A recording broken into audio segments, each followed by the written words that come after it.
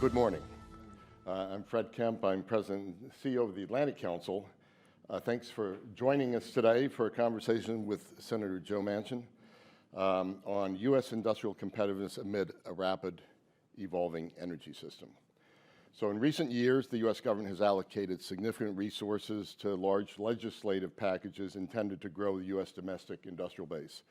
The Bipartisan Infrastructure Law, Inflation Reduction Act. So imagine you had a lot to do with those things. Building on these efforts, last week, President Biden traveled to Philadelphia to announce deployment of a $7 billion fund to fund regional clean energy hubs through the Bipartisan Infrastructure Law. The U.S. Treasury is also developing guidelines for the hydrogen tax credits included in the Inflation Reduction Act, which seek to balance environmental objectives and practical economic concerns and U.S. energy leadership.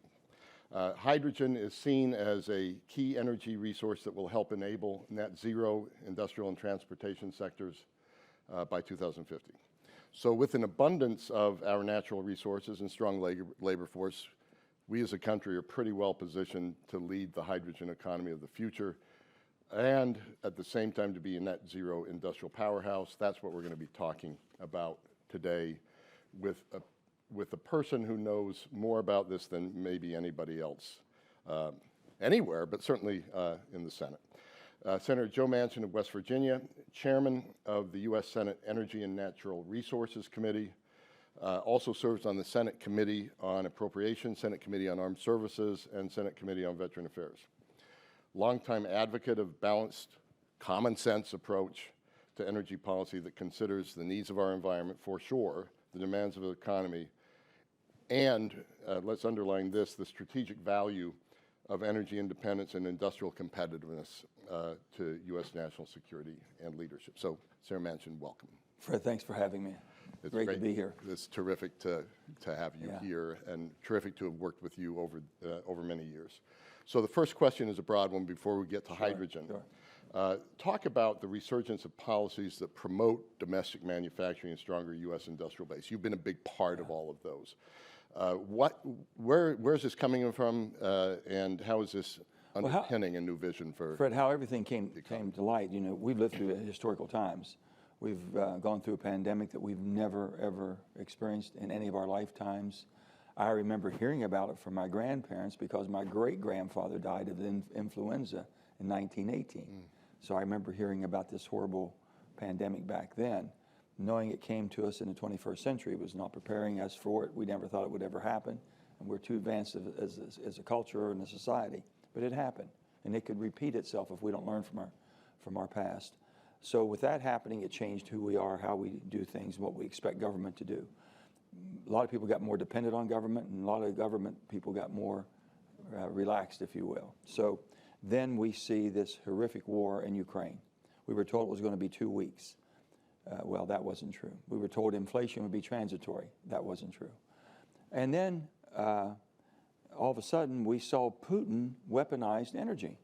Yep. And we've heard and we've seen this before. Many wars have been fought over energy. And here we are in the 21st century, a land war in Europe, and Putin has weaponized it. And I'm thinking, if he's weaponized energy, I guarantee you Xi Jinping can weaponize all of the things, the building blocks that they're making for us at a lower price. We're thinking we're getting a heck of a bargain, but they have control over a supply chain that could cripple us. So everything start coming to reality that something's wrong here, and we've got to change. So I says, we're not energy independent. And now our European allies are held hostage because of the lack of energy. And here's the defender, the superpower of the world, the United States of America, didn't have the energy supply to be independent ourselves, let alone be able to help our allies. That's how this got started. That was the crux of all of this. The bipartisan infrastructure bill was a spinoff of that big BBB bill. Yeah. I could not do that whatsoever. I told the president, I said, this is a piece of legislation. And BBB stands for? Build Back Better. Right. That was his basically marquee piece of legislation. I said, Mr. President, we respectfully disagree on this because I think it changes the psychic of our nation. I'm of the generation of that's not what your country can do for you, what you can do for your country, that John Kennedy said. Right. I said, this piece of legislation is changing the psychic of our nation to how much more can my country do for me? and I couldn't get there. Just no way, shape, or form.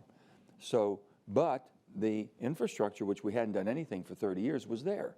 We took that piece of legislation.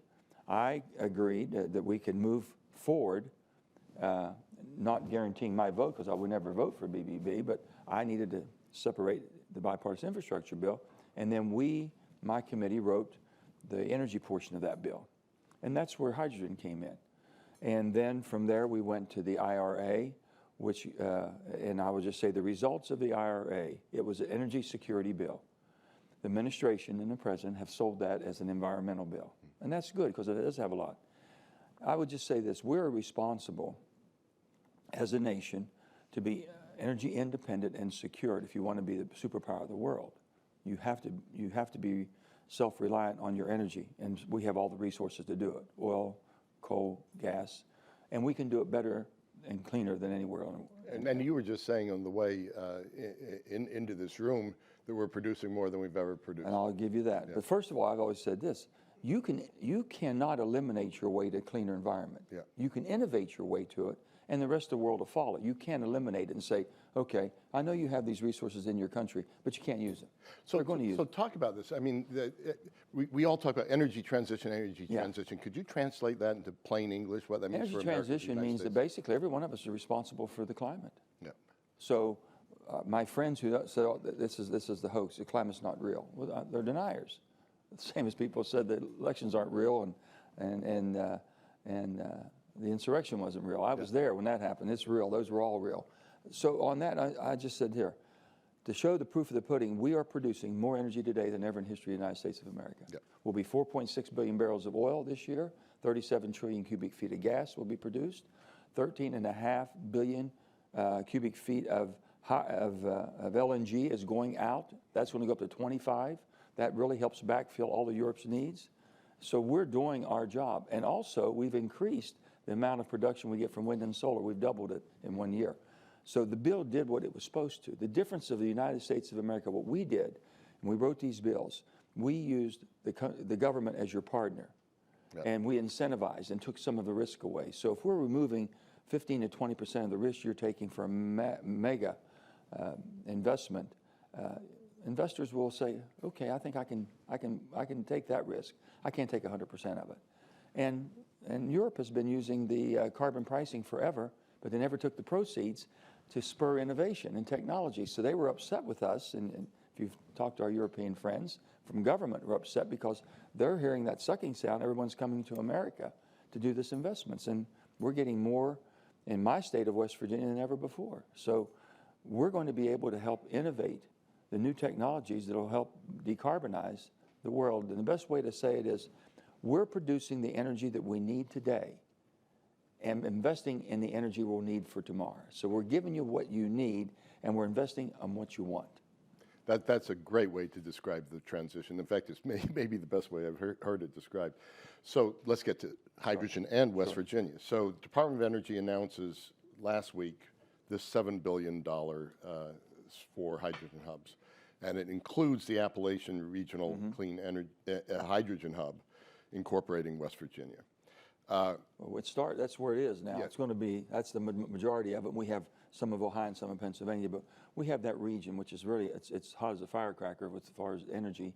We've always been coal, as you know. Yeah. And now we have a tremendous amount of Marcellus Shale. We have Utica Shale. We're one of the largest gas producers in the world. Well, let's talk about why is hydrogen so important?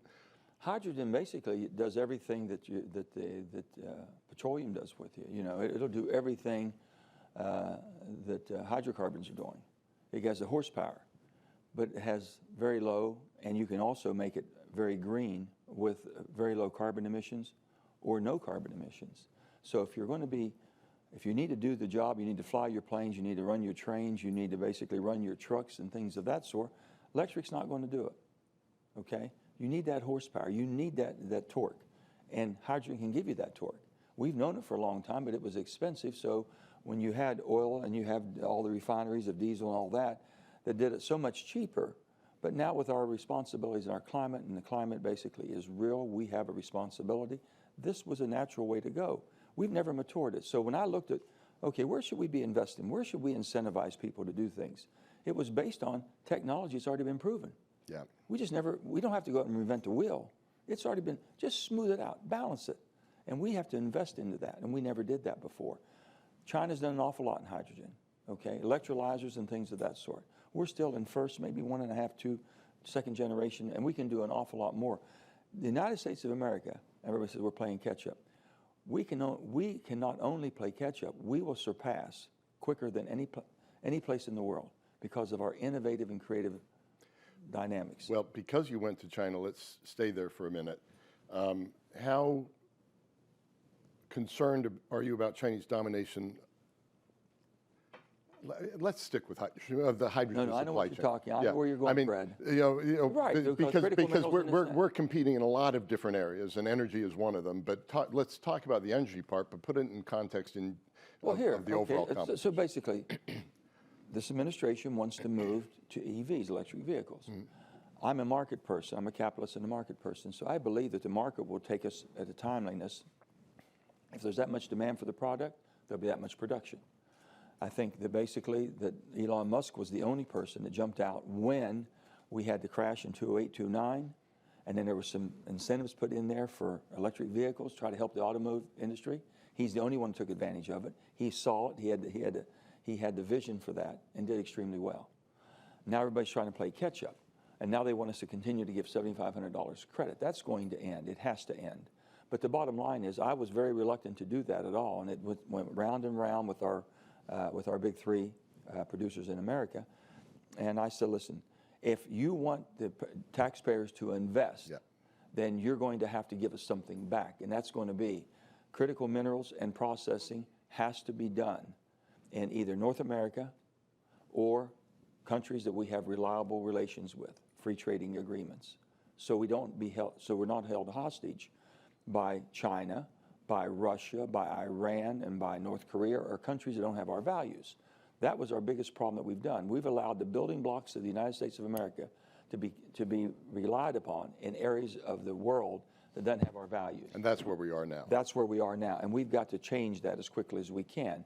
The administration, I think, in their desire to put so many vehicles out, they're still going to be reliant on China because China has a 80% lock on critical minerals processing, anodes, cathodes, everything for the battery.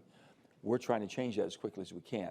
That was a part of why you have $37.50 of credit for your car if you processed and you sourced the materials in North America or our free trade, our allies and friends.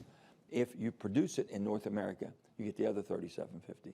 So we're bringing manufacturing back. You're hearing all these battery factories and this and that going on.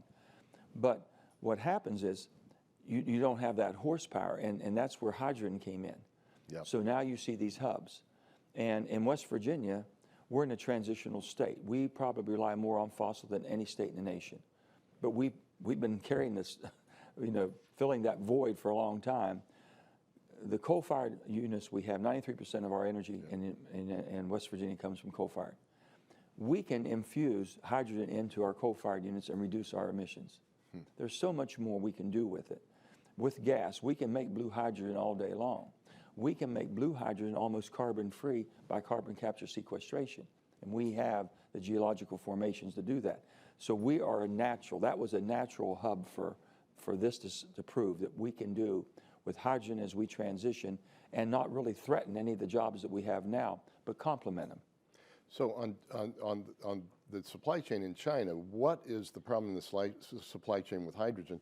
And then more to the point, are we behind or with China in this field? Well, they've been doing hydrogen for China has such an appetite for cheap energy. Yep. They're doing everything they can. They're still the largest polluter in the world. And now with India coming on, they're going to fight each other who will pollute more. So with that, how can we help them? You can only do it by us accelerating through our creativity and our innovation. We can do that better, and we always have. But now, when it comes to producing, their labor force was much cheaper. India's labor force is going to be much more competitive. The technology will come from America, which always has, everything they've done. But now we're going to be utilizing the technology that we're using too. I tell people, I say, it's global climate. Global climate's not West Virginia climate. It's not the United States climate. It's not more. It's the globe. So if 90% of all emissions are coming from one continent, Asia, then you can either, throw stones at it, or you can basically create activity and create new technology that they're able to use too. We're not going to hold that from them. We're just not going to be relying on them to provide it to us. So the electrolyzers, you will see us leapfrog so quickly in the new technology of electrolyzers to make hydrogen. Whether it's going to be green hydrogen, it's going to be pink hydrogen, blue hydrogen, all these. And I'm excited about it. Senator, I hear the excitement. Some people of a certain age remember a movie called The Graduate, where Dustin Hoffman was told, for the future, you have to go into plastics. Yeah. People in energy say, no, the current plastics is hydrogen, so maybe that's true. We're the Atlantic Council, and we certainly think about transatlantic cooperation, but we're really about global cooperation. Our mission is working together with partners and allies to shape the global future. In this field, how can the U.S. work with allies and partners to accelerate the development of the global hydrogen economy? So how does this apply? Here's the thing, you have to look, these are all sovereign countries. They're going to make their own decisions. They're going to see what's best for my country, okay? So if they have resources that we know that might be more harmful to the climate, and we have that technology, and we've proven, let's use coal, because I know about the coal end up. Yeah. I was a young person who grew up in the coal mines, coal fields and all this. My family's worked in coal mines, and I lost my uncle in the coal disasters. So we've been through the real horrible part of all this, but also they're the most patriotic people we've ever seen. They produced energy that won every war we've had. And anything, they were deferred from going to the military because they needed to mine the coal that made the guns and that made the steel that built the guns and ships. So they're very patriotic towards that. Where the United States is this. With our technology, but with our economy, we can allow developing nations that are using coal-fired plants, first generation, without scrubbers, without low NOx boilers, without baghouses. If we can entice them to use this new technology when they're putting these new coal-fired plants up that they're going to build anyway, and we entice them and give them access to our market, you can incentivize them to, use the best technologies available, and we will share that with you. We'll help you. But this is our incentive to you to do that. You can't force them, which we're not. And now, if you were in India, in rural India, years ago I was there, and there were people basically taking animal waste and cooking it in the sun, letting it bake, and then using it for fuel at night to heat their home, cook their food. Now, do you think that a person that had to go through that to have any type of substance of life is going to worry about what's coming out of a smokestack with a new coal-fired plant? I don't think so. Talk to them about hydrogen, right? So we have to accelerate that. And I think that's the leadership that the United States can give. An accelerator, but working with partners and allies. You work with them. You basically show them. You can have the World Bank, Exim Bank, all this and that to give them financing. Help them. Start out. If you're going from, there's 600 million people in the world that have no energy at all. And there's probably close to a couple billion that have first-generation energy that we used in the 40s and 50s. This is what we're dealing with. So we're just about out of time, but maybe just finally, this whole balancing between decarbonization goals and energy security. How does the U.S. pull that off? And as you're balancing this, how do you strike that balance? Fred, let me just say this: I'm a staunch believer that just because you have a desire that you think this would be better, well, in a perfect world, you're probably right. This would be better than this. It's not a perfect world, but we have to balance it out the best we can. I am not going to remove something that's dispatchable 24/7, dependable, reliable, and affordable with something that I'm betting on that only gives you 5 or 6 or intermittent power. I'm not going to replace dispatchable with intermittent until the intermittent can give me the dispatchable reliability. We don't have that yet. I will say that all the younger people watching, listening to us, will probably end up in their lifetime and their children's lifetime with fusion being the main source, okay? And that solves a lot of the world problems because a lot of the world has been disrupted because of the fight over energy. And if I've been to France, I've been to Provence area of France, Ytre, You've heard of ITER. If you haven't, just Google ITER, ITER, in Provence, France, and it'll tell you all about fusion. 37 countries. China's still involved. They're working side by side. The Russians are there. We're there. The Koreans are there. Everybody that you hear all this turmoil going on around the world are trying to unlock. Have you? We're at the end, but when does fusion come in as something? Let me just tell you right now, okay? I'll be going tomorrow back home to West Virginia, and we're going to break ground for what Nucor Steel, one of the largest steel companies in the world. They're building a $3 billion new plant with arc furnaces. They just signed a contract with Helion. Helion is a new fusion company, and they're planning to build a Helion factory, a power fusion factory beside the steel factory that'll be making the cleanest steel in the world. And they think that'll be feasible by 2028. 2028. All right, you heard it here, 2028, fusion and, we're hoping and the cleanest steel factory in the future. Look, this is just a terrific conversation. It brings us to the end of our discussion today. I want to thank Joe Manchin, Senator Joe Manchin, for joining us for today's edition of Atlantic Council Front Page. This is our platform for global leaders on these issues. Let me just say, Fred, if I can, this. The United States of America is producing more energy cleaner than anywhere in the world today. More energy cleaner than anywhere in the world. We're investing more than any place else in the world on the cleanest energy for the future. And with that, you can't leave anybody behind. The transition is basically, how do we transition into a lower carbon or a zero carbon environment and still have people that have quality jobs? That's what's going on. Hydrogen is that great. Natural gas is that great transition. That's what we're working on. What happened when they went to wind and solar during the 10 years they did it, and bringing the cost of 16 to 18 cents a kilowatt hour down to 5 and 6 cents, left a lot of people behind, okay? And West Virginia was one of those states that's always been a heavy lifting, done everything that's been asked of them, and got left behind. That's not happening anymore, and it won't happen with what we're doing now. I think that's the place to close. Okay. I think anyone watching here in our offices, virtually around the world, has got to be infected by your enthusiasm for all of this. It's going to happen. It's great. Great time to be an American. It's a great time. I share your enthusiasm about the technology, and I think sometimes people don't focus enough on the technology and where it's going. So thank you for that. Tune in for more sessions with the Atlantic Council. We'll see you again soon, and please also here in the audience here, join me in thanking Senator Joe Manchin. Thank you. Thank you, Senator.